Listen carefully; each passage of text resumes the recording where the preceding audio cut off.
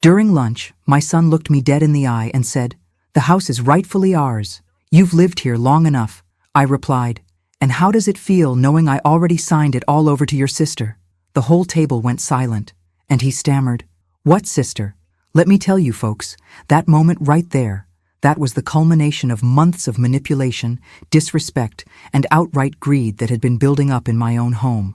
But before I dive into how I got my sweet revenge, let me paint you the picture of exactly what led to that beautiful moment of justice. It was 6:30 p.m. sharp on a crisp October evening here in Providence, Rhode Island, and we were all gathered around my mahogany dining table. The same table where I'd raised my boys as a single mother for 30 long years. The smell of herb-roasted chicken filled the air, mixed with the aroma of my homemade mashed potatoes and green beans that I'd been preparing since 4 o'clock that afternoon.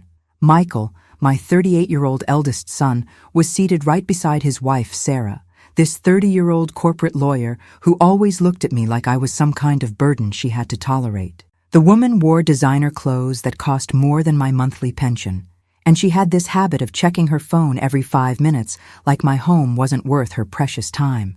Across from them sat my youngest, Daniel, 26 years old, constantly fidgeting with his smartphone and pretending he wasn't listening to every word. But I knew better. That boy agreed with everything his big brother said, even when it meant throwing his own mother under the bus. The dinner had started normally enough. I'd spent 3 hours preparing their favorite meal, just like I'd done countless times before. But when I mentioned wanting to retile the master bathroom, my own bathroom in my own house, Michael had the audacity to blurt out, "Mom, you can't keep throwing money away on this place. This house is going to be ours eventually, and we have different plans for it." My heart started pounding so hard I thought it might burst right out of my chest. My hands began trembling as I gripped my fork, and I felt this cold sensation creeping up my spine. Here I was, Eleanor Miller, 66 years old, retired after 35 years of working my fingers to the bone for a regional utility company, being told in my own dining room that I couldn't spend my own money on my own home. But then Sarah, sweet, entitled Sarah, she chimed in with that smug little smile of hers. "Eleanor, you've certainly enjoyed this house long enough. Now it's time to start thinking about your children's future instead of your own wants." The silence that followed was deafening. I could hear the grandfather clock ticking in the living room, the sound of my own breathing, even the faint hum of the refrigerator in the kitchen.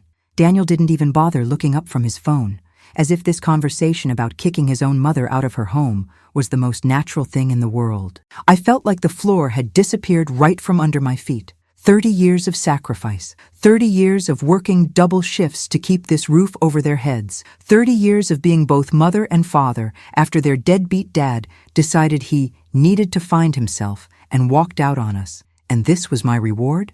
But here's the thing, folks. What they didn't know was that I'd been 3 steps ahead of them for months. What they didn't know was that I'd uncovered secrets that would turn their perfect little plan upside down. And what they definitely didn't know was that when I dropped that bombshell about their sister, I was about to watch their entire world crumble right before my eyes. The look on Michael's face when I mentioned Emily? Pure terror. Sarah's perfectly applied makeup couldn't hide how all the color drained from her cheeks. And for the first time in months, Daniel actually put that damn phone down and stared at me like I'd just spoken in a foreign language. But if you think that was shocking, wait until you hear what I discovered about what they were really planning to do with me. What I found out next would make any parent's blood run cold, and it gave me all the motivation I needed to show them exactly what happens when you try to manipulate the woman who gave you life. So if you're enjoying this story of family drama and sweet justice, make sure to hit that subscribe button and let me know in the comments. What would you have done if your own children treated you like this? Because trust me, what's coming next will have you questioning everything you thought you knew about family loyalty. Let me take you back to understand how we got to that explosive dinner, because this didn't happen overnight. This was a slow, calculated campaign that I was too trusting to see coming. I'm Eleanor Miller, born and raised right here in Providence's Federal Hill neighborhood. I've always been a fighter, had to be. I spent 35 years climbing the ladder at Rhode Island Energy, starting as a receptionist and working my way up to senior administrative technician. Not glamorous work, but honest work that put food on the table and kept the lights on. After my ex-husband Richard walked out when the boys were just 7 and 12, said he needed to discover his true self in California, I became everything to those kids. Mother, father, disciplinarian, cheerleader, homework helper, you name it. I worked overtime every chance I got, took on weekend shifts, did whatever it took to give them the life they deserved. Michael was always my ambitious one, smart as a whip, determined to succeed. He earned his business degree from URI, landed a good job with a consulting firm downtown, and I was so proud I could have burst. When he brought Sarah home 5 years ago, I thought I was gaining a daughter. She came from money. Her family owns 3 restaurants on the east side, but I figured that just meant she'd appreciate Michael's work ethic. Boy, was I wrong about that. The change started subtle, like poison dripping slowly into clear water. Sarah would make these little comments about my quaint decorating style, my interesting cooking choices, my outdated way of doing things, always said with a smile, always wrapped in fake sweetness, but each comment felt like a tiny cut. Daniel's different from his brother, quieter, more technical-minded. He works in IT for a healthcare company, makes decent money, but he's always looked up to Michael like he hung the moon. When Michael started dating Sarah, Daniel began parroting her attitudes toward me. Suddenly, my home-cooked meals weren't good enough. My stories were boring. My concerns were dramatic. The house we're talking about, the one that became the center of this whole mess, I bought it back in 1995 with every penny of my savings and a mortgage that scared me to death. A modest 2-story colonial in Federal Hill. Nothing fancy, but solid and in a neighborhood that was just starting to turn around. Today, well, let's just say that modest house is worth close to $1 million, thanks to Providence's real estate boom. I always made it clear to both boys that everything I had would be theirs someday. This house will take care of you when I'm gone, I'd tell them. It's your inheritance. Your security. I thought I was being a good mother, planning for their future. But about 8 months ago, things started getting strange. I'd catch Michael and Sarah having these hushed conversations in my kitchen that would stop the moment I walked in. Sarah started asking pointed questions about my finances, my retirement accounts, my long-term plans. She'd phrase it like concern. Eleanor, we just want to make sure you're prepared for any health issues that might come up. But something felt off. Then came the Tuesday night dinners. Oh, they presented it like they wanted to spend more time with family.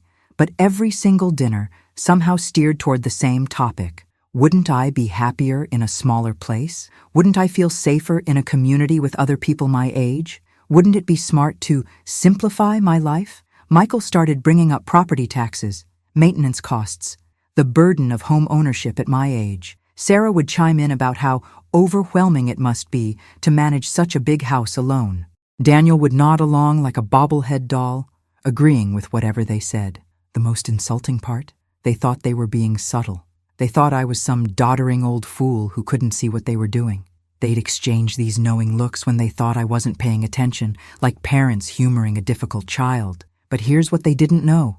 I wasn't just sitting there taking it. When you've survived as long as I have, when you've raised 2 children alone while working full-time, you develop instincts, and my instincts were screaming that something wasn't right. The breaking point came 3 months ago, when I overheard Sarah on the phone in my own living room, talking to someone about handling the Eleanor situation, and how they needed to accelerate the timeline. When she saw me, she quickly hung up and claimed she was talking to a client about a case. That's when I made the decision that would change everything. I hired a private investigator, not because I wanted to catch my sons in some scheme, but because I needed to know what I was really dealing with. I needed to understand why my own children were treating me like an obstacle instead of their mother. And what Detective Robert Martinez uncovered? Well, that's when things got really interesting, because it turned out my boys had been busier than I ever imagined, and their plans for dear old Mom were far worse than I could have suspected. But there was something else Detective Martinez found. Something that would become my secret weapon and the key to everything that followed. A discovery that would bring light into the darkest period of my life and give me the family I'd always dreamed of having. If you're wondering what could possibly make adult children treat their mother this way, stay tuned, because what I'm about to tell you about their scheme will make your blood boil, and what I did about it will restore your faith in justice. What I discovered through Detective Martinez's investigation didn't just break my heart. It shattered every assumption I'd ever made about my own children. But it also led me to the most beautiful surprise of my entire life, one that would become my salvation and my strength for everything that followed. Let me start with Detective Robert Martinez himself. I found him through a recommendation from my neighbor Mrs. Chen, whose daughter had used his services during a nasty divorce. Bobby, as he insisted I call him, was a retired Providence police detective with 30 years on the force and eyes that had seen everything. When I first met him at his small office on Federal Hill, I felt embarrassed explaining why I needed to investigate my own sons. "Mrs. Miller," he said in his gravelly voice, leaning back in his worn leather chair, "in 30 years of police work, I've learned that family can hurt you deeper than any stranger ever could. Don't apologize for protecting yourself." His office was cramped and cluttered with filing cabinets that looked like they'd survived several decades, but there was something comforting about the chaos. Photos of his grandchildren sat next to commendation plaques from the Providence Police Department. A half-empty coffee mug with "World's Best Grandpa" printed on it sat on a stack of case files. This wasn't some slick private investigation firm. This was a man who understood family complications. I hired him on a Tuesday morning in February, exactly 6 months before that explosive dinner. I gave him $500 as a retainer, money I'd saved from clipping coupons and skipping my weekly hair appointments at Rose's salon on Atwells Avenue. I felt guilty spending it, but something deep in my gut told me I needed to know what was really happening in my own home. "Mrs. Miller," Detective Martinez said as he wrote up our contract, "I'm going to be straight with you. In cases like this, what I find usually falls into one of two categories. Either your suspicions are completely off base and your family genuinely cares about you, or the situation is worse than you imagined. Are you prepared for either possibility?" I nodded, but honestly, I wasn't prepared for what was coming. How could anyone be? The first report came back 2 weeks later, and it hit me like a physical blow. Detective Martinez had followed Michael for 3 days, and what he discovered made my hands shake as I read his typed report in the privacy of my bedroom at exactly 2:15 in the afternoon on a gray February day that I'll never forget. Michael had visited not one, not two, but 4 different real estate agencies in the span of a single week. At Coldwell Banker on Hope Street, Century 21 in Federal Hill, RE Max downtown, and residential properties on the east side. At each office, he'd presented himself as the estate planning representative for Eleanor Miller's property at 47 Maple Street. He'd requested comprehensive market analyses, claiming they were needed for probate preparation purposes. But here's what made my blood run cold. Detective Martinez had managed to obtain copies of the requests Michael had made. In each one, he'd described me as elderly and declining, and mentioned that arrangements needed to be made soon. He'd told one agent that I was becoming forgetful and making poor financial decisions. He told another that the family was concerned about her ability to maintain the property. The estimated value that kept coming up in every single assessment? $950,000. I had to sit down on my bed when I read that number. $950,000. I'd bought that house for $87,000 in 1995, thinking I was stretching every financial muscle I had. I knew Federal Hill had gentrified. I'd seen the young professionals moving in, the new restaurants opening, but I never imagined. I literally felt dizzy reading those numbers. Detective Martinez had included photographs with his report, pictures of Michael shaking hands with real estate agents, Michael pointing at printouts of comparable sales, Michael leaving offices with thick folders of documentation. In every photo, he looked confident, entitled, like he was already the owner of my property. But that was just the beginning. Detective Martinez's second report, delivered to me on a rainy Thursday afternoon in March while I was watching my stories on television, contained information that made the real estate visits look like child's play. Sarah Turner Miller, my daughter-in-law with her fancy law degree and designer handbags, was drowning in debt. Credit card debt, personal loans, a second mortgage on their condo that Michael apparently knew nothing about. The total? $173,000 in hidden debt that she'd been juggling like a desperate circus performer. The report was devastating in its thoroughness. Detective Martinez had obtained bank statements, loan documents, even screenshots of frantic late-night emails to creditors begging for payment extensions. Sarah had been living a complete lie, maintaining her expensive lifestyle by borrowing against a future that didn't exist. Her credit cards told the story.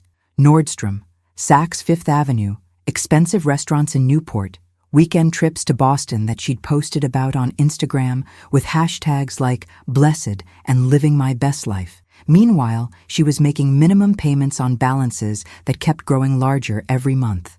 The most damning evidence was a series of text messages Detective Martinez had managed to access through a contact at the phone company. Messages between Sarah and her sister in California, where Sarah had written, "I can't keep this up much longer. Michael doesn't know about the second mortgage or the personal loans. If his mother would just listen to reason about the house, all our problems would be solved. That property is worth almost $1 million just sitting there while she plays house." Her sister had responded, "Maybe you need to help her understand she's getting too old to handle homeownership. Elderly people make bad decisions all the time." Sarah's reply made me feel physically sick. "Already working on it. Michael's completely on board. We just need to document some instances of poor judgment and maybe get a medical professional to agree she's declining. Then it's just a matter of legal paperwork." I remember sitting in my kitchen that evening, staring at those documents spread across the same table where I'd helped my boys with homework for years. The betrayal felt like a physical weight in my chest. This woman I'd welcomed into my family, this woman I'd cooked for and bought Christmas presents for and treated like the daughter I never had, was plotting to destroy me. But Detective Martinez wasn't finished with his discoveries. The third report came in April, and this one included surveillance photos that made me feel sick to my stomach. Pictures of Michael and Sarah meeting with an attorney, not just any attorney, but Jonathan Whitmore, who specialized in elder law and capacity assessments. Detective Martinez had done his homework on Whitmore, too. The man had built his practice on helping families navigate difficult transitions with aging relatives. His website featured testimonials from adult children praising his compassionate approach to complex family situations and his ability to protect elderly relatives from their own poor decisions. The photos showed Michael and Sarah leaving Whitmore's office with a thick folder of documents. Detective Martinez had managed to get close enough to hear portions of their conversation as they walked to their car. Sarah was saying something about establishing a pattern of cognitive decline and documenting instances of poor judgment. Michael was nodding, agreeing that they needed to move faster before she does something really stupid with the property. "We need at least 3 documented incidents," Sarah had said, according to Detective Martinez's notes. "Things like forgetting appointments, confusion about finances, maybe some episodes of paranoia or unusual behavior." Michael's response chilled me to the bone. "That shouldn't be hard to arrange. We're there for dinner every week. We can start pointing out when she repeats herself or seems confused. Maybe mention it to Daniel so he backs up our observations." They were building a case to have me declared mentally incompetent. My own sons were plotting to take away my legal right to make decisions about my own life, my own home, my own future. I cried that night for the first time in years. Not the gentle tears of sadness, but the gut-wrenching sobs of someone whose world had just crumbled. These were the children I'd sacrificed everything for, the boys I'd worked double shifts to support, the sons I'd been so proud of, and they were treating me like an obstacle to be removed. But Detective Martinez had one more piece of this puzzle to reveal, and it would be the most important discovery of all. In early May, he called me at 8 a.m. on a Saturday morning, his voice more excited than I'd ever heard it. "Mrs. Miller," he said, "I need to see you right away. I found something that changes everything. Can you meet me at my office in an hour?" I drove to his office in my 15-year-old Honda Civic, my hands gripping the steering wheel so tightly my knuckles were white. What else could there possibly be? How much worse could this situation get? But when I walked into Detective Martinez's office that morning, he wasn't wearing the grim expression I'd grown accustomed to seeing. Instead, he looked hopeful. "Mrs. Miller," he said, settling into his chair with a manila folder that seemed to glow with importance. "During my investigation into your son's activities, I came across something unexpected, something that has nothing to do with them, but everything to do with you." He opened the folder and pulled out a document I hadn't seen in 35 years, a birth certificate dated September 15th, 1980. Baby girl Miller, born at Women and Infants Hospital in Providence, mother listed as Eleanor Catherine Miller, father listed as unknown. My daughter, my Emily. I felt like the world had stopped spinning. The air in the office seemed to thin out, and I gripped the arms of my chair to keep from falling over. "How did you—" I whispered, my voice barely audible. "I was running comprehensive background checks on your family members, looking for any connection to your son's schemes," Detective Martinez explained gently. "When I searched your name in public records, this birth certificate showed up. Mrs. Miller, did you know that adoption records in Rhode Island became accessible to adult adoptees in 2012? Your daughter has been looking for you." The room spun around me as he continued talking. Emily Rose Johnson, now 35 years old, a pediatric nurse at Hasbro Children's Hospital, married to David Johnson, a high school history teacher, mother to 2 children, Isabella, age 8, and Marcus, age 5, living in a modest ranch house in Cranston, just 20 minutes from my home. Detective Martinez had done more than just find her. He'd researched her entire life with the same thoroughness he'd applied to investigating my sons. Emily had grown up with loving adoptive parents, Robert and Margaret Santoro, who had always been honest with her about being adopted. She'd had a good childhood in North Providence, excelled in school, played softball in high school, put herself through nursing school at the University of Rhode Island, and built a beautiful life. But here's what made my heart soar. She'd been searching for me since the adoption records opened. She'd hired her own investigator 2 years earlier, but they'd been looking under my married name, assuming I'd gotten married after giving her up. They didn't realize I'd never married her father or anyone else, that I'd kept my maiden name of Miller all these years. "Mrs. Miller," Detective Martinez said, his voice gentle. "Emily Rose Johnson has been looking for Eleanor Catherine Miller for 3 years. She's registered with every adoption reunion website in New England. She's posted on social media. She's contacted adoption agencies. She's even hired 2 different private investigators to help find you." He handed me a printed screenshot of a Facebook post that made my heart stop. "Looking for my birth mother, Eleanor Miller, who gave birth to me on September 15, 1980, at Women and Infants Hospital in Providence, RI. I'm not angry. I don't need anything from you. I just want you to know that I turned out okay, and I hope you're happy and healthy. If you're out there and you want to meet, I'd love to buy you a coffee and tell you about the wonderful life your difficult decision gave me. No judgment, no pressure, just a daughter who wants to say thank you. Love, Emily Rose." The post was dated 6 months earlier, and it had been shared over 300 times. People had commented with messages of support, offers to help with the search, and stories of their own reunion experiences. The post had been seen by thousands of people in Rhode Island, but somehow it had never reached me. I must have read that post 50 times, tracing each word with my finger like I could touch my daughter through the screen. While my sons were plotting to destroy me, somewhere across the city was a daughter who had been looking for me with love and gratitude.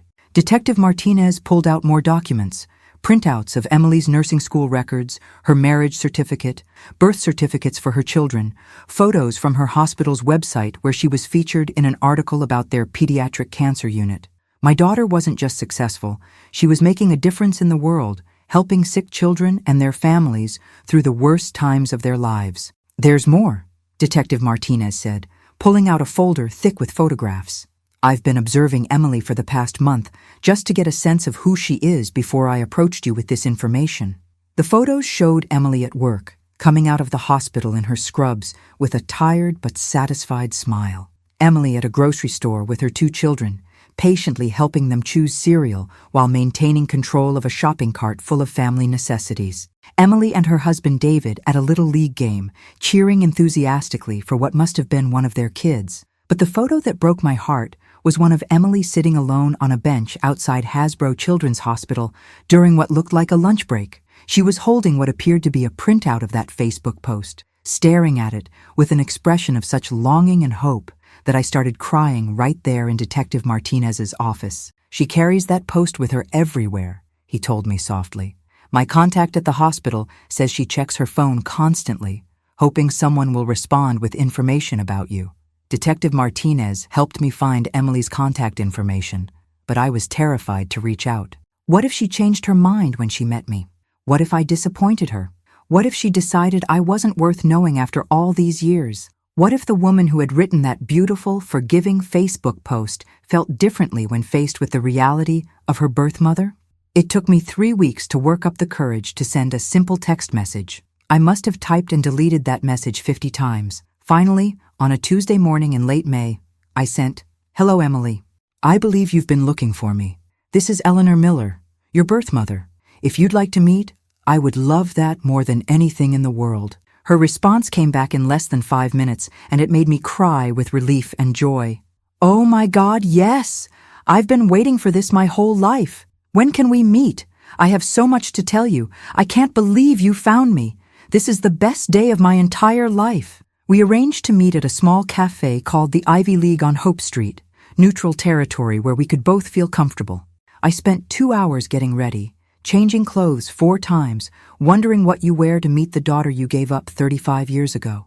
I tried on my navy blue dress, too formal, my casual jeans and sweater, too informal. Finally settled on a simple purple blouse and black slacks, the kind of outfit I'd wear to church on Sunday. When I walked into that cafe on a sunny Tuesday afternoon in June, I knew her immediately. She had my eyes, the same green eyes I saw in the mirror every morning, the same eyes my mother had passed down to me. She had my hands, long fingers that I remembered tracing on her tiny newborn face before the social worker took her away. She had my smile, a little crooked on the left side in exactly the same way mine was crooked, but she had a confidence, a radiance, a peace that I'd never possessed at her age. Emily stood up from her corner table when she saw me, and for a moment, we just stared at each other. She was more beautiful than I'd ever imagined she would be.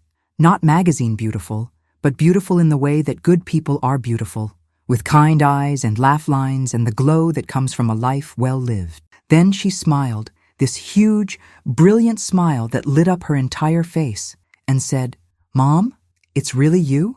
I started crying right there in the middle of the cafe, and she did too. We hugged for what felt like an eternity, and I felt like a piece of my soul that had been missing for 35 years had finally found its way home. She smelled like vanilla and hospital soap and something indefinably familiar that I realized was family. "I want you to know," Emily said, as we sat down with our coffee, her hands reaching across the table to hold mine. "I have never, not for one single day, been angry with you for your decision. My adoptive parents made sure I understood how much strength and love it took for you to give me the life you thought I deserved." Over the next 4 hours, Emily told me about her life, about her wonderful adoptive parents, Bob and Margaret, who had died within a year of each other when she was 28, and how losing them had made her realize how desperately she wanted to find me. About meeting David at a hospital charity event and knowing immediately he was the one because he made her laugh during her shift break and brought her coffee without being asked. About Isabella's obsession with horses and her dream of becoming a veterinarian, and Marcus's determination to become a superhero who saves sick children. She told me about her work in pediatric oncology and how it had taught her that every day with family was a precious gift that shouldn't be wasted. About the families she'd watched say goodbye too soon, and how it had made her determined to find me while we still had time together. But what touched me most was when she pulled out a small photo album she'd brought with her, worn at the edges from being handled so often. "I made this for you," she said, opening to the first page. "Every major moment of my life, I took a picture and imagined showing it to you someday. My graduation from high school, my wedding day, the day Isabella was born, Marcus's first steps, Christmas mornings, birthdays, all of it. I wanted you to see that your decision gave me a beautiful life." I couldn't stop crying looking at those photos. My daughter's life spread out before me in snapshots, birthdays and Christmases, family vacations and quiet moments, achievements and milestones, and ordinary days that had been extraordinary because they'd been lived with love. A life full of joy and accomplishment and meaning. A life that proved I'd made the right choice all those years ago, even though it had broken my heart. "Emily," I finally managed to say through my tears, "I need to tell you something. I have 2 sons, your half-brothers, but they—" I paused, not sure how to explain the situation without sounding bitter or vindictive. "Mom," she said gently, covering my hands with hers, "I know about Michael and Daniel. I've been researching our family for years, trying to understand the full picture before I found you. I know they live with you. I know where they work. I know they're supposed to be taking care of you. I've even seen them from a distance a few times." "You know about them?" I asked, surprised. I know about them, but they don't know about me, she said, with a look that was both sad and knowing. And from what I've been able to observe, maybe that's been for the best. I've seen how they treat you, Mom. I've watched them from across restaurant parking lots when you take them to dinner. I've seen the way they talk to you, the way they ignore you, the way they act like spending time with you is some kind of burden they have to endure. It turned out Emily had been quietly observing our family dynamics for months, trying to figure out the best way to introduce herself. She'd followed us to restaurants, watched from a distance during family outings, even attended a community event where she knew we'd be, just to see how we interacted. What she'd seen had broken her heart. Mom, you deserve so much better than the way they treat you, she said, her voice fierce with protective love. You deserve to be loved and respected and cherished. You deserve to be someone's priority, not their burden. You deserve to have family who lights up when you walk into the room, not family who acts like you're interrupting their lives by existing. That's when I told her everything about Detective Martinez's investigation, about Michael and Sarah's plans, about the real estate appraisals and the debt and the scheme to have me declared incompetent. Emily listened with growing horror and anger, her grip on my hands tightening with each revelation. They want to steal your house, she asked, her voice rising with indignation that made other cafe patrons turn to look at us. The house you worked your entire life to provide for them? The house you sacrificed everything to give them? They think it's already theirs, I said. They think I'm just keeping it warm for them until I die, or they can convince me to give it up voluntarily. Emily sat back in her chair, processing this information with the analytical mind of someone who dealt with life and death situations at work every day. Then a slow smile spread across her face, not a happy smile, but the kind of smile that said she was formulating a plan. Mom, she said, leaning forward with eyes that sparkled with determination. What if I told you there was a way to teach them a lesson they'd never forget? What if I told you there was a way to show them exactly what it feels like to have their assumptions turned upside down? And that's when she outlined the plan that would lead to that explosive dinner conversation 6 weeks later. A plan that would give me my revenge, my justice, and most importantly, my real family back. What do you think about children who treat their parents like burdens instead of blessings? Have you ever had family members take your kindness for weakness? Let me know in the comments what you would have done in my situation, because what happened next was the most satisfying moment of my entire life. The plan Emily and I crafted over the following weeks wasn't just about revenge. It was about justice, dignity, and showing my sons what real family loyalty looked like. But first, we had to be absolutely certain we were doing the right thing, and we had to be smart about how we executed it. Mom, Emily said during our second meeting at the Ivy League Cafe the following week, before we do anything, I need you to be completely honest with me. Are you sure this is what you want? Once we start this, there's no going back. Your relationship with Michael and Daniel will never be the same. I looked across the table at my daughter, my beautiful, intelligent, compassionate daughter who had somehow grown up to be everything I dreamed she might become. And I felt a certainty I hadn't experienced in years. Emily, for the past 8 months, I've been living in my own home feeling like a stranger. I've been walking on eggshells around my own children, afraid that if I said the wrong thing or made the wrong decision, they'd find a way to take away everything I've worked for. That's no way to live, she nodded, understanding exactly what I meant. Okay then, but we need to be strategic about this. We can't just drop a bombshell and hope for the best. We need to plan every detail, anticipate their reactions, and make sure we're protected legally and emotionally. Over the next month, Emily and I met twice a week, always at different locations around Providence. Sometimes at small cafes in Federal Hill, sometimes at a park bench overlooking Narragansett Bay, once even at the food court at Providence Place Mall where we could blend into the crowd. We were building something more precious than a plan for revenge. We were building the mother-daughter relationship I'd dreamed of for 35 years. During these meetings, Emily told me more about her life, and I shared stories about raising Michael and Daniel that I'd never told anyone before. She listened with fascination as I described their childhood, their different personalities, the sacrifices I'd made to give them opportunities. It's so strange, Emily said one afternoon, as we sat by the waterfront watching seagulls fight over French fries. I can see so much of myself in the stories you tell about them as children.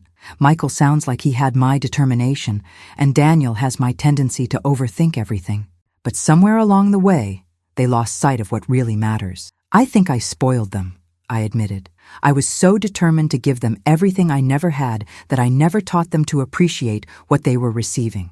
I never made them work for anything, never let them fail, never showed them what real struggle looked like. Emily reached over and squeezed my hand. Mom, you loved them the best way you knew how. You can't blame yourself for how they turned out as adults. At some point, people have to take responsibility for their own choices and character. During these conversations, Emily also shared more details about her investigation into my son's activities. It turned out she'd been much more thorough than I'd realized. I've been watching them for 6 months, she told me. Not stalking, just observing. I wanted to understand the family dynamics before I introduced myself into the situation. And what I saw, Mom, it broke my heart. She'd watched Michael and Sarah at expensive restaurants, running up bills that cost more than my grocery budget for a month, while complaining about not having enough money. She'd seen them at the mall, buying designer clothes and electronics, living a lifestyle that was clearly beyond their means. She'd observed Daniel too, and her assessment of him was particularly insightful. Daniel isn't malicious like Michael, she said. He's weak. He goes along with whatever his older brother says because it's easier than standing up for what's right. But that doesn't excuse his behavior toward you.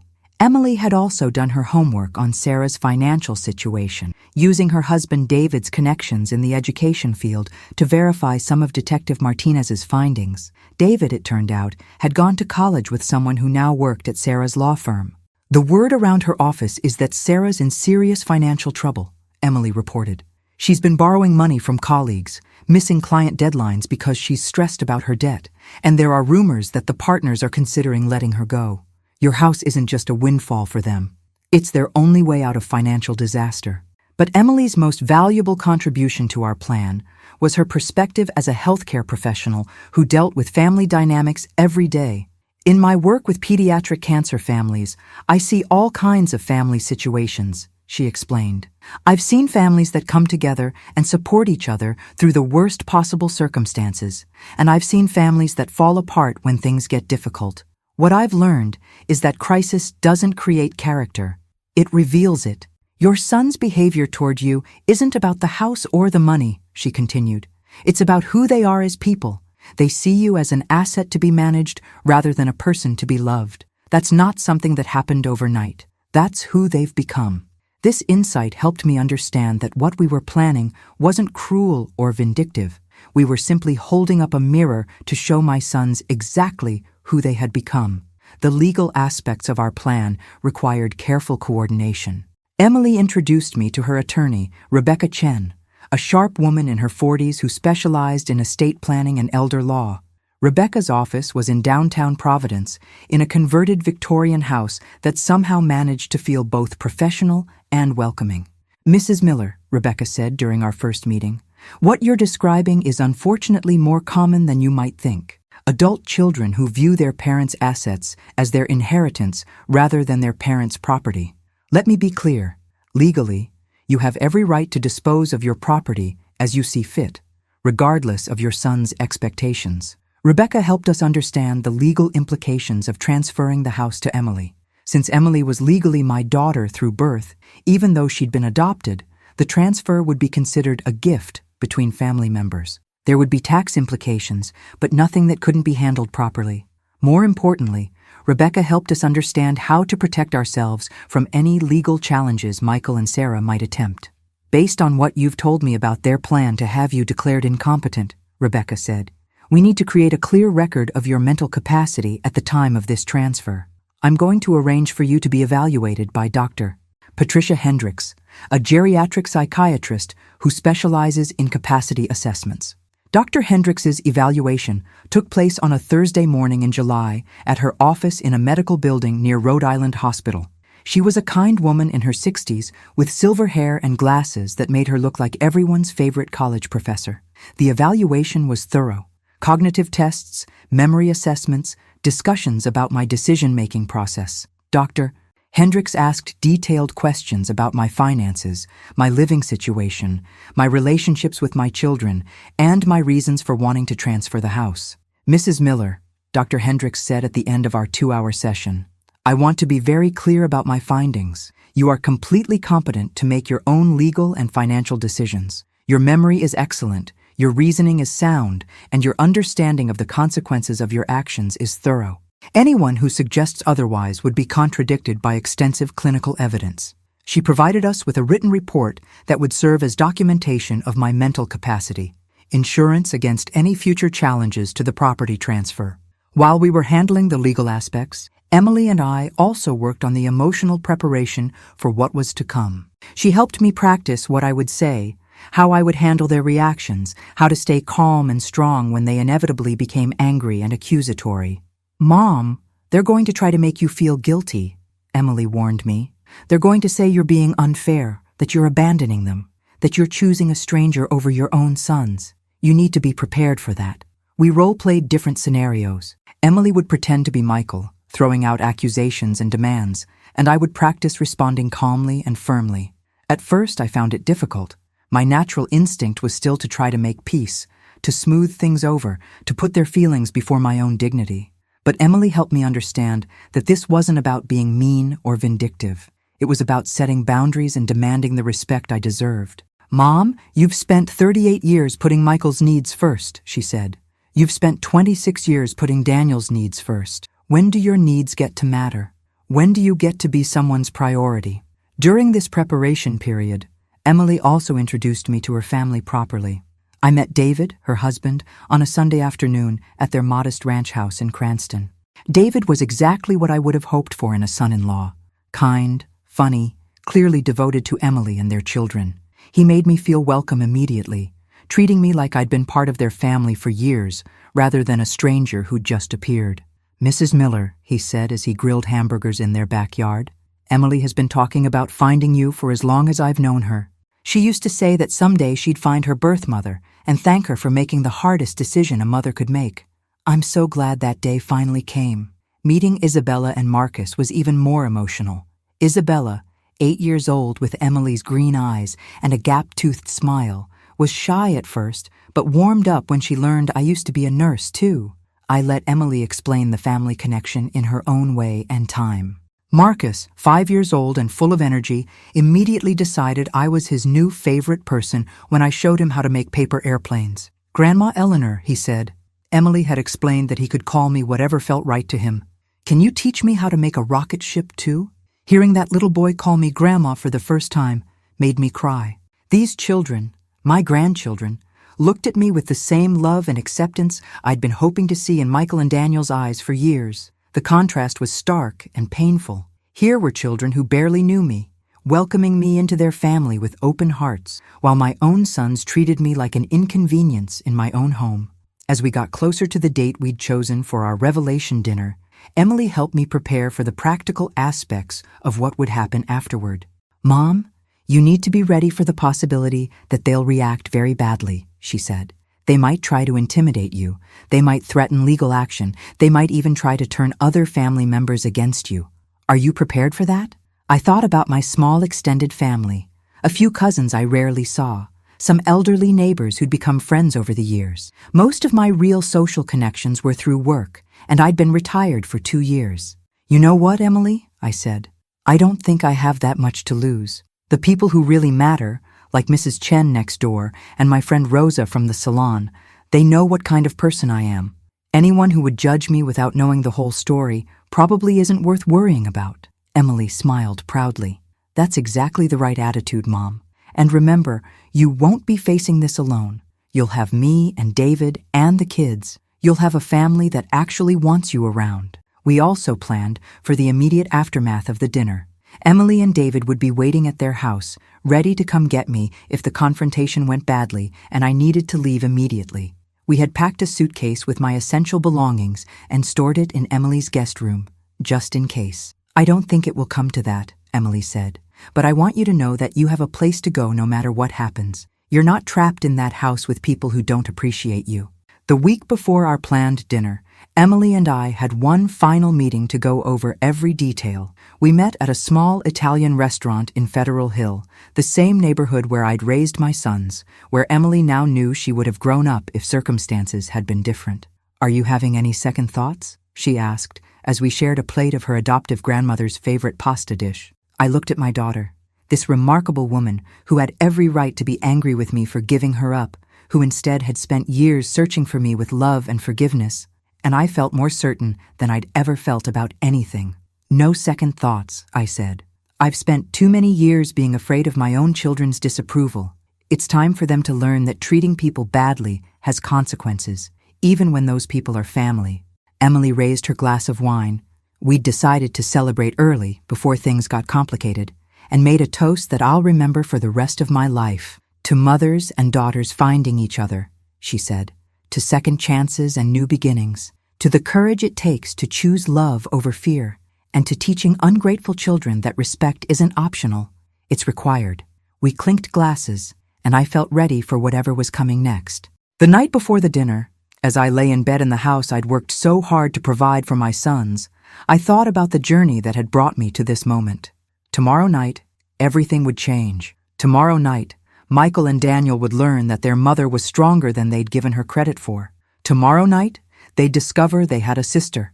Tomorrow night, they'd find out that their inheritance had walked out the door along with their respect. But most importantly, tomorrow night, I would finally stand up for myself and claim the dignity I deserved. I can't wait to tell you about the courage it took to sit at that dinner table and watch their world collapse. Have you ever had to find the strength to stand up to family members who were taking advantage of you? Let me know in the comments, because what happened next required every ounce of bravery I'd built up over 66 years of life. The Tuesday evening of October 27th started exactly like every other Tuesday dinner for the past 8 months. I spent 3 hours in the kitchen preparing Michael and Daniel's favorite meal, herb-roasted chicken with rosemary potatoes and green beans almondine. The familiar routine of cooking helped calm my nerves, though my hands trembled slightly as I seasoned the chicken at exactly 3:30 p.m. Emily had texted me that morning. "Today's the day, Mom. You've got this. David and I will be waiting by our phones. Remember, you deserve respect, and after tonight, you'll have it." At 6:15 p.m., 15 minutes before they were scheduled to arrive, I set the dining room table with my good china. The set I'd bought piece by piece during those lean years when every dollar mattered. The irony wasn't lost on me that I was using my finest dishes to serve what might be the last meal I'd ever cook for my sons. Michael arrived first at exactly 6:30, as punctual as always when it came to free food. He kissed my cheek in that perfunctory way he'd developed over the past year, barely making contact, like he was checking off an obligation. "Smells good, Mom," he said. But he was already looking at his phone, scrolling through emails from his consulting firm. He wore an expensive navy suit that probably cost more than my monthly pension check, and his shoes were polished to a mirror shine. Success looked good on him, but it hadn't made him a better son. Sarah arrived 5 minutes later, carrying her designer purse and wearing a smile that never quite reached her eyes. "Eleanor," she said, giving me the kind of air kiss that society women perfected, "you've outdone yourself again. Though you really shouldn't go to so much trouble for us every week." The condescension in her voice, the implication that my efforts were somehow excessive rather than loving, made my jaw clench. But I smiled and thanked her for coming, just like I'd done dozens of times before. Daniel was the last to arrive, shuffling through the door at 6:40 with his hair uncombed and his attention already absorbed by his smartphone. "Hey, Mom," he mumbled, not bothering to look up from whatever game or social media app was consuming his focus. As we sat down to dinner, I observed them with new eyes, the eyes of someone who finally understood what she was looking at. Michael ate my carefully prepared meal, while simultaneously checking his email, treating my dining room like an extension of his office. Sarah complimented the food, but barely touched it, probably worried about carbohydrates or calories or whatever her current dietary restriction was. Daniel shoveled food into his mouth mechanically while his thumbs moved constantly across his phone screen. None of them asked how my day had been. None of them mentioned the beautiful fall weather or commented on the effort I'd put into the meal. None of them acted like they were glad to be there. For the first 20 minutes, the conversation followed its usual pattern. Michael talked about deals he was closing and clients he was impressing. Sarah shared gossip about partners at her law firm and complained about her workload. Daniel occasionally grunted agreement with whatever his brother said. I waited, letting them settle into their familiar rhythm of self-absorption. I wanted them comfortable, unsuspecting, completely unprepared for what was coming. Then, as I was serving dessert, apple pie that had taken me 2 hours to make from scratch, I casually mentioned my plans to update the master bathroom. "I've been thinking about retiling the shower," I said, setting a generous slice in front of Michael. "Maybe installing one of those walk-in units that would be safer as I get older." That's when Michael looked up from his phone for the first time all evening, his face immediately clouding with irritation. "Mom, we've talked about this. You can't keep pouring money into this place.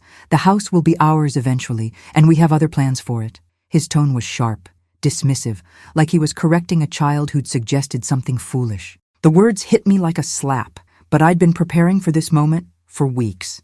"Other plans?" I asked innocently, as if this was the first time I'd heard such a thing. That's when Sarah chimed in with her perfectly practiced smile, the one that was supposed to make her words seem caring instead of calculating.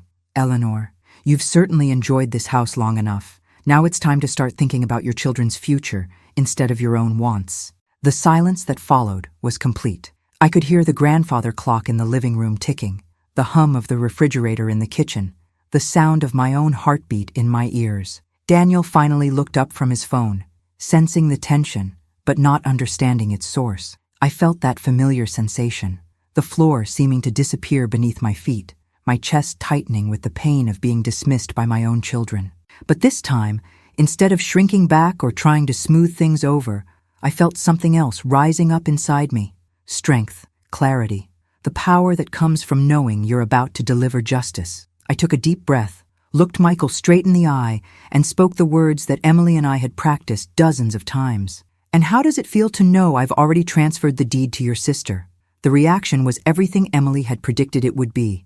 Michael's face went completely white, the color draining from his cheeks like someone had opened a valve. Sarah's mouth fell open, her carefully applied lipstick making a perfect O of shock. Daniel actually dropped his phone, the sound of it hitting the hardwood floor echoing in the sudden silence. Michael was the first to recover his voice, though it came out as barely more than a whisper. "What? What sister?" The confusion in his voice, the complete bewilderment, was almost comical. These two men who thought they knew everything about their family, who had been planning my future without consulting me, had no idea that they had a sister who had been searching for me for years. I stood up slowly, walked to the antique secretary desk in the corner of the dining room, and retrieved the folder Emily and I had prepared. Inside were copies of Emily's birth certificate, adoption papers, photos from our meetings over the past months, and most importantly, the deed transfer making her the legal owner of this house. "Her name is Emily Rose Johnson," I said, returning to the table with the folder. "She's 35 years old, a pediatric nurse at Hasbro Children's Hospital, married to a lovely man named David, and the mother of 2 beautiful children, your niece Isabella and your nephew Marcus." I opened the folder and spread the documents across the table, right over the remains of the dinner I'd spent hours preparing for them. "She's also," I continued, my voice growing stronger with each word, "the new owner of this house." The explosion that followed was everything I'd expected and worse. Sarah started shrieking about legal challenges and mental competency evaluations. Michael pounded his fist on the table, making the china rattle, and demanded to know how I could give away their inheritance to a stranger. "She's not a stranger," I said calmly. "She's my daughter, your half-sister, the child I gave birth to when I was 22 and gave up for adoption because I couldn't provide for her the way she deserved." "You never told us!" Michael shouted, his composure completely shattered. "You never said anything about having another child." "Why would I?" I replied, my voice steady despite the chaos around me. "So you could treat her the same way you've been treating me? So you could see her as another obstacle to your inheritance?" That's when Sarah made her biggest mistake. Standing up from the table, her face twisted with rage, she pointed an accusatory finger at me and snarled, "You're losing your mind, Eleanor. No competent person would give away $1 million house to some woman who claims to be related to them." The words hung in the air like a confession. Sarah had just admitted, in front of witnesses, that she saw my house as $1 million asset rather than my home. She'd revealed exactly what Emily and I had suspected, that this was all about money, all about greed, nothing about love or family or caring for an aging mother. "Sarah," I said, reaching into the folder for another document, Before you start talking about mental competency, perhaps you'd like to explain to your husband about the $173,000 in debt you've hidden from him? I placed Detective Martinez's financial report in front of Michael, watching his face change from anger to confusion to horror as he read the details of his wife's spending and borrowing. Or maybe, I continued, pulling out more documents, you'd like to explain to Daniel about your plans to have me declared incompetent so you could take control of my property and put me in an assisted living facility? Daniel's face went ashen as he read the attorney consultation notes that Detective Martinez had obtained. Michael, he whispered, please tell me this isn't true. Please tell me you weren't planning to lock Mom away somewhere. But Michael couldn't deny it. The evidence was too complete, too damning. Instead, he tried to justify it. We were trying to protect you, he said, turning to me with desperation in his voice. Mom, you're getting older. You're making poor decisions. We thought if we could help you see reason. Help me see reason? I interrupted, my voice rising for the first time all evening.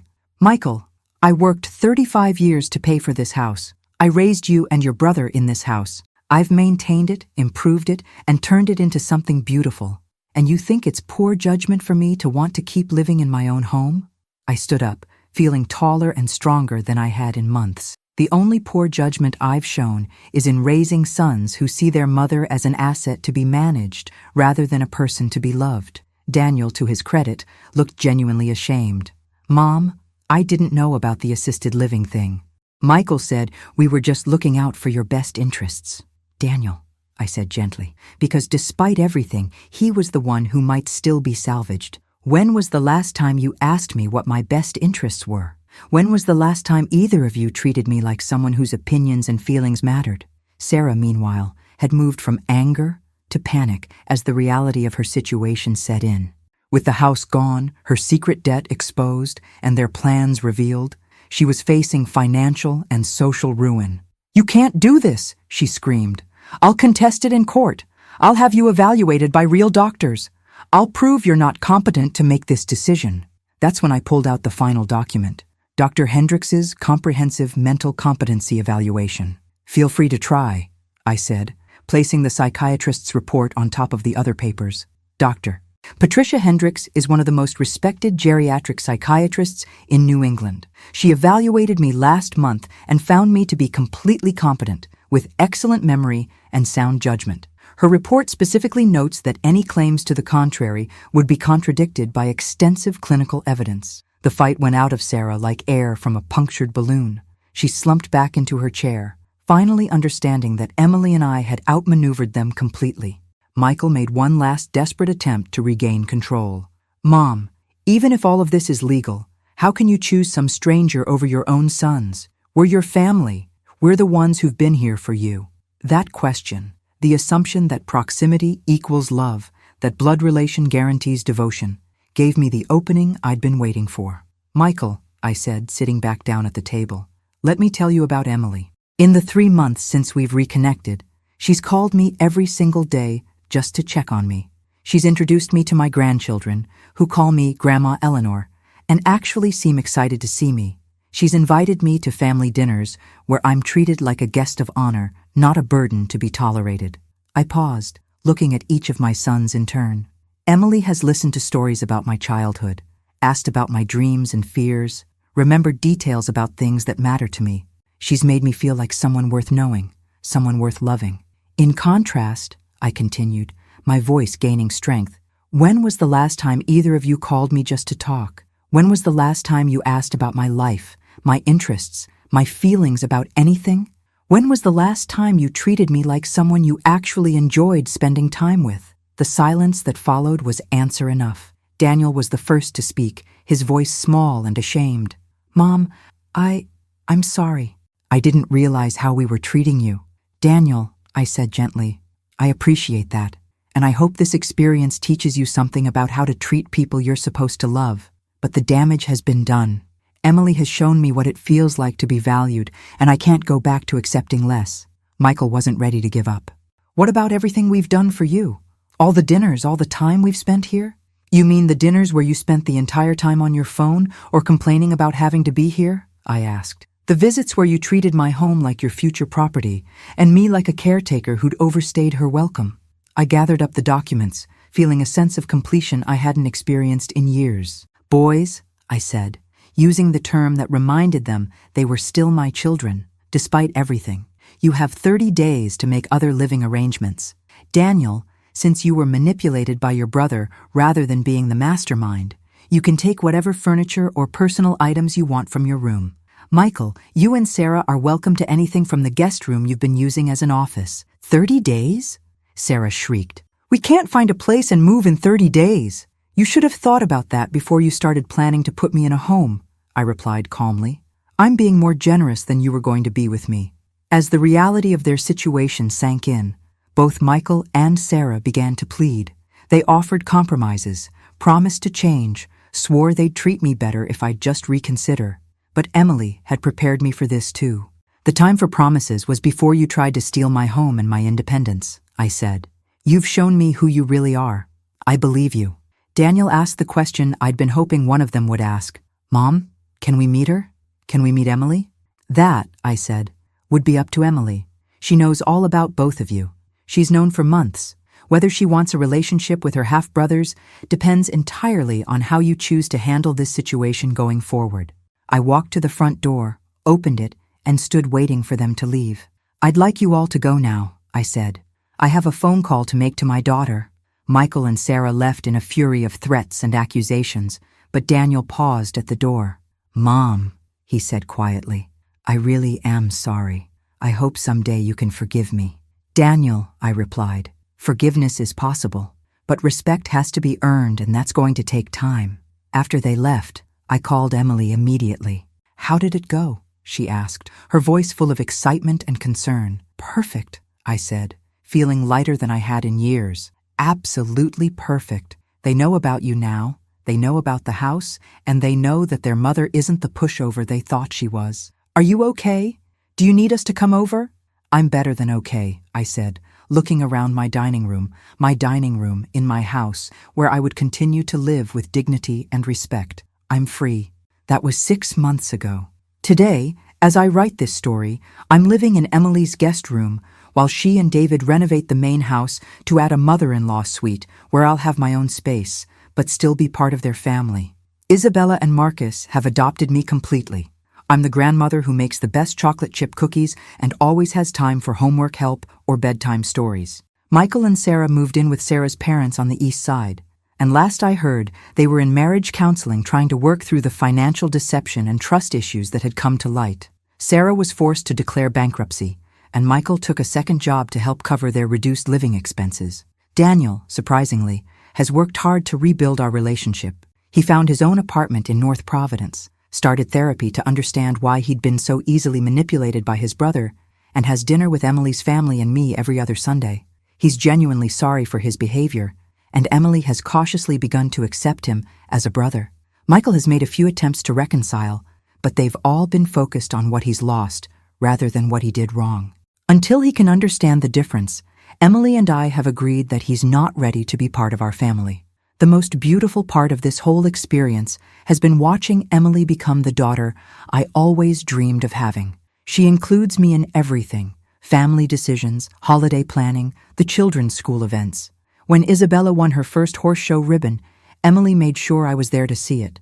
When Marcus was sick with pneumonia, Emily called me every few hours with updates because she knew I'd be worried about my grandson. At 66 years old, I finally understand what it means to be truly valued by your family. I understand the difference between obligation and love, between proximity and connection, between being tolerated and being treasured. Most importantly, I learned that it's never too late to demand the respect you deserve. It's never too late to choose love over fear. And it's never too late to discover that family isn't just about blood. It's about who shows up, who cares, and who treats you like you matter. Emily often tells me that finding me was the best thing that ever happened to her. But the truth is, she saved me. She showed me that I was worth fighting for, worth protecting, worth loving. She gave me the courage to stand up for myself and the family I'd been missing my entire life. So, if you're watching this and you're dealing with family members who take your kindness for weakness, who treat your love like obligation, who see you as an asset rather than a person, please know that you deserve better. You deserve to be valued, respected, and cherished. And sometimes, the family that truly loves you isn't the one you were born into, but the one that chooses you. Thank you for listening to my story. If it touched your heart, please leave a comment telling me where you're watching from and share this with someone who might need to hear that they're worth fighting for. Don't forget to subscribe for more stories of families, justice, and the courage it takes to choose yourself.